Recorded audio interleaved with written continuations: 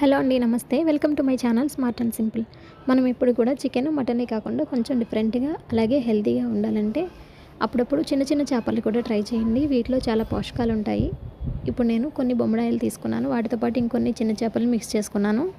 దీనిలోనే సన్నగా తరిగి పెట్టుకున్న ఉల్లిపాయ, పచ్చిమిర్చి ముక్కలు, అలాగే పులుసు కోసం కాబట్టి నిలువుగా కట్ చేసి పెట్టుకున్న 4, 5 పచ్చిమిర్చిని తీసుకున్నాను. వీటిలో టేస్ట్‌కి సరిపడా కల్లుప్పు, అలాగే స్పైసీనెస్‌కి తగ్గట్టు కారం యాడ్ చేసుకున్నాను. కారం 1 టేబుల్ స్పూన్ ఎక్కువైనా పర్లేదండి. నీచుకూర కాబట్టి ఏం పర్వాలేదు. సో, ఈ కారం ముక్కలన్నిటికి పట్టేంత వరకు అలా కలుపుకుంటూ ఉండండి. ఇలా కలుపుకున్న తర్వాత దీనిలోనే ఆయిల్ సరిపడా యాడ్ చేసుకోండి. ఈ ఆయిల్ కూడా వేసేసుకొని మళ్ళీ ఒకసారి ముక్కలన్నిటిని కలుపుకొని ఇప్పుడు స్టవ్ ఆన్ చేసి సిమ్‌లో స్టవ్ పైన ఈ ముక్కల్ని ఉడికించుకోండి. ఇవి ఒక 2 మినిట్స్ ఉడికిన తర్వాత నూరి పెట్టుకున్న అల్లం వెల్లుల్లి పేస్ట్‌ని వేసుకొని మూత పెట్టేయండి. లో ఫ్లేమ్‌లోనే ఉంచాలి. సో, ఆ తర్వాత మనం పెద్ద నిమ్మకాయంత సైజులో చింతపండు నానబెట్టుకొని పక్కన పెట్టుకోవాలి.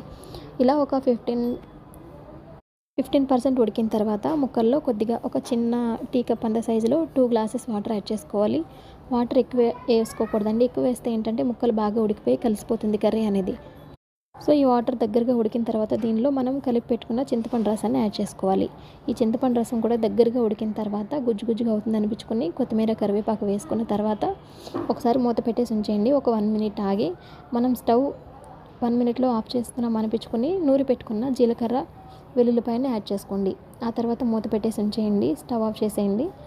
కర్రీ అయితే చాలా స్మెల్ అయితే ఇంకా సూపర్‌గా ఉంటుందండి. కర్రీ ఇంకా చాలా బాగుంటుందండి. మీరు కూడా తప్పకుండా ట్రై చేయండి.